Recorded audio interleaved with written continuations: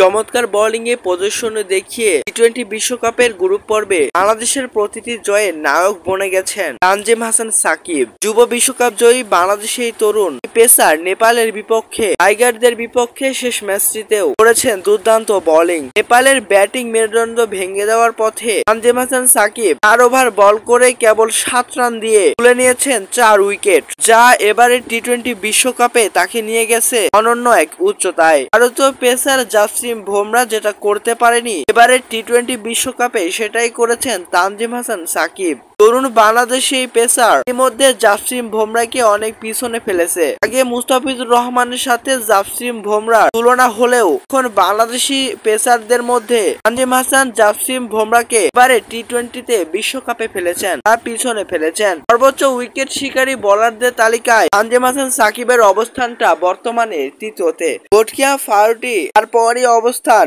বাংলাদেশে পেসারের। তানজিম হাসান সাকিব সেখানে শিকার করেছেন 9 উইকেট। এবারে টি-20 বিশ্বকাপে 4 ম্যাচে বল করে ওভার আর যেখানে দিয়েছে মাত্র 72 রান। উইকেটের ইকোনমিটা 4.9। চমৎকার বোলিং এর প্রদর্শনীয় দেখিয়ে এবারের বিশ্ব ক্রিকেটে হয়তো নিজের প্রতিবাদ জানান দিয়েছে তানজিম হাসান সাকিব। নেপালের বিপক্ষে দুর্দান্ত বোলিং এ বাংলাদেশকে নিয়ে গেছে সুপার 8-এ।